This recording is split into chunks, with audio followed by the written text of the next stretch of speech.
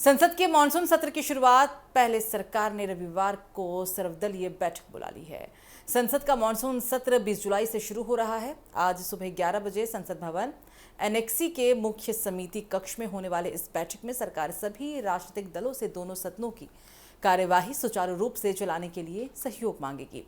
संसद का मानसून सत्र 20 जुलाई से शुरू होगा और 13 अगस्त तक चलेगा। मानसून की सत्र की शुरुआत तारीखों का ऐलान करते हुए केंद्रीय संसदीय कार्य मंत्री किरेन रिजिजू ने सोशल मीडिया एक्स पर लिखा, भारत सरकार की सिफारिश पर माननीय राष्ट्रपति श्रीमती द्रौपदी मुर्मू जी ने संसद के दोनों सदनों को मानसून सत्र 2026 के लिए बुलाने की मंजूरी दे दी है। ये सत्र 20 जुलाई 2026 से शुरू होगा और 13 अगस्त 2026 तक चलेगा। इस दौरान राष्ट्रीय महत्व के मुद्दों पर सार्थक बहस चर्चा की जाएगी और फैसले भी लिए जाएंगे। 4 सप्ताह तक चलने वाले इस सत्र में संसद की 19 बैठकें होंगी। तृणमूल कांग्रेस में अंदरूनी मतभेद, द्रविड़ मुनेत्र कंटम यानी कि डीएमके और कांग्रेस के बीच बढ़ती दूरी और उद्धव सेना से नेताओं के अलग होने जैसी घटनाओं से संसद का समीकरण बदलने की भी संभावना है। दरअसल सत्तारूढ़ एनडीए गठबंधन के सांसदों की संख्या बढ़ाने की उम्मीद है, जबकि विपक्षी इंडिया ब्लॉक को सांसदों की संख्या में कमी का सामना करना पड़ सकता है। लोकसभा अध्यक्ष ओम बिरला फैसला करेंगे कि तृणमूल कांग्रेस के 20 बागी सांसदों को छोटे दल एनसीपी में शामिल करने की अनुमति दी जाएगी या फिर नहीं। दरअसल इसके अलावा वो उद्धव सेना के 6 सांसदों के एकनाथ शिंदे की शिवसेना में शामिल होने के मामले पर भी निर्णय लेंगे। इस बीच तमिलनाडु में कांग्रेस के टीवीके के साथ गठबंधन के बाद अब डीएमके ने लोकसभा अध्यक्ष को पत्र भेजकर अपने सांसदों के लिए कांग्रेस से अलग नई बैठने की व्यवस्था करने की भी मांग की है। महिलाओं के आरक्षण और परिसीमन से जुड़े 131वें संविधान संशोधन विधेयक को प्राथमिकता दी जाने की भी संभावना है। ये विधेयक पिछले सत्र में खारिज हो गया था।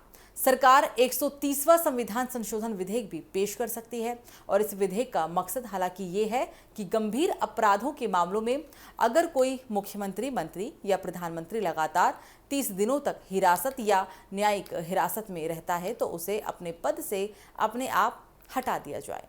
सरकार 130वां संविधान संशोधन विधेयक भी पेश कर सकती है और इस विधेयक का मकसद होता है कि गंभीर अपराधों के मामलों में, जैसे कि आपको बताया कि अगर कोई इस तरीके से 30 दिन से ज़्यादा जेल में रहता है तो उसे खुद यहाँ पर पद से हटा दिया जाए।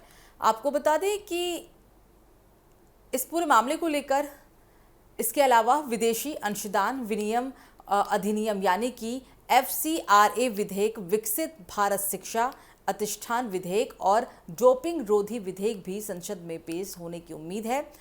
सुप्रीम कोर्ट की जजों की संख्या बढ़ाने वाले अध्यादेश की जगह लेने वाले प्रस्तावों के साथ साथ वेतन संहिता, केंद्रीय नियम, कॉर्पोरेट कानून और प्रतिभूति बाजार संहिता से जुड़े भी विधेयक संसद में पेश किए जा सकते हैं। ऐसे कई विधेयक हैं जो संसद में पेश होंगे, लेकिन सबसे ज़्यादा महत्वपूर्ण है कि विपक्ष की जिस तरीके से तैयारी है और विपक्ष के हंगामे के बीच जब ये संसद की कार्यवाही शुरू होगी, कल से इसकी शुरुआत हो रही है। 20 जुलाई से लेकर 13 अगस्त तक ये चलना है और इस बीच आपको बता दें कि कई सारे विधेयक जो सरकार की तरफ से पेश किए जाएंगे। महिला आरक्षण सबसे इसमें बड़ा विधेयक है, क्योंकि जिस तरीके से पिछली बार महिला आरक्षण विधेयक पास करने की बात कही गई, लेकिन ये सरकार इस विधेयक को पास नहीं कर पाई थी। जो संख्या बल जितनी होनी चाहिए 2/3 का, उसका समर्थन नहीं मिलने की वजह से ये विधेयक संसद में ही गिर गया था और इसको लेकर ही आज जो है वो सरकार की तरफ से सर्वदलीय बैठक बुलाई गई है, क्योंकि आज रविवार है और कल सोमवार है। कल से संसद के मानसून सत्र की शुरुआत हो रही है और उससे पहले आज 11 बजे संसद भवन एनेक्सी के मुख्य समिति कक्ष में ये बैठक बुलाई गई है। इस बैठक में हालांकि सरकार सभी राजनीतिक दलों से दोनों सदनों की कार्यवाही सुचारू रूप से चलाने के लिए सहयोग मांगेगी और संसद का मानसून सत्र ये 20 जुलाई से शुरू होगा, जो कि पूरे 13 अगस्त तक चलेगा। अब इस सत्र कितना हंगामेदार हो सकता है, इस बात का अंदाज़ा आप इसी चीज़ से लगा सकते हैं कि विपक्ष भी पूरी तैयारी के साथ संसद के मानसून सत्र में बढ़ चढ़कर हिस्सा लेगा और चूँकि कल से जो है वो इस सत्र की शुरुआत होगी और कल ही 20 जुलाई को सीजेपी की तरफ से संसद कूच का भी ऐलान किया गया है। तो सत्र कितना हंगामेदार होगा, कई सारे मुद्दे हैं, बेरोजगारी, महंगाई, नीट परीक्षा पेपर लीक को लेकर जिस तरीके से पूरा विपक्ष भी एक बात पे ही अड़ा हुआ था कुछ समय पहले तक कि धर्मेंद्र प्रधान को इस्तीफा देना चाहिए, और अब ये पूरा जो बीड़ा है वो सीजेपी की तरफ से देखने को मिल रहा है। जिस तरीके से जंतर मंतर पे लगातार प्रदर्शन हो रहे हैं, यानी कि कुल मिलाकर यहाँ पर ये कहा जाए कि संसद का मानसून सत्र हमेशा हंगामेदार होता है, लेकिन इस बार और कितना हंगामा देखने को मिलेगा इन तमाम तैयारियों से ही आप अंदाजा लगा सकते हैं। और इस सत्र का ऐलान होते ही हालांकि केंद्रीय संसदीय कार्य मंत्री किरेन रिजिजू ने भी सोशल मीडिया प्लेटफॉर्म एक्स पर भारत सरकार की सिफारिश पर माननीय राष्ट्रपति द्रौपदी मुर्मू से उन्होंने संसद के दोनों सदनों को मानसून सत्र 2026 के लिए बुलाने की मंजूरी देने के लिए कहा, और साथ में ये सत्र जो है वो ये भी इस बात की भी जानकारी दी कि कितने दिन तक चलने वाला है। इस सत्र में हालांकि राष्ट्र महत्व के मुद्दों पर सार्थक बहस चर्चा की जाएगी और फैसले लिए जाएंगे, ये ट्वीट के जरिए उन्होंने मैसेज दिया है। 4 सप्ताह यानी कि कुल मिलाकर कहा जाए कि लगभग 1 महीने इस सत्र में संसद की 19 बैठकें होने वाली हैं। तृणमूल कांग्रेस में अंदरूनी मतभेद भी बहुत बड़ा यहाँ पर मुद्दा हो सकता है। द्रविड़ मुनेत्र कंजम यानी कि डीएमके और कड़गम डीएमके और कांग्रेस के बीच ये बढ़ती दूरी और उद्धव सेना से नेताओं के अलग होने जैसी घटनाओं से भी अब संसद का समीकरण बदलने की पूरी संभावना जताई जा रही है। सत्तारूढ़ यानी कि एनडीए गठबंधन के सांसदों की संख्या बढ़ने की पूरी उम्मीद है, जबकि विपक्षी इंडिया ब्लॉक को सांसदों की संख्या में कमी का सामना करना पड़ सकता है।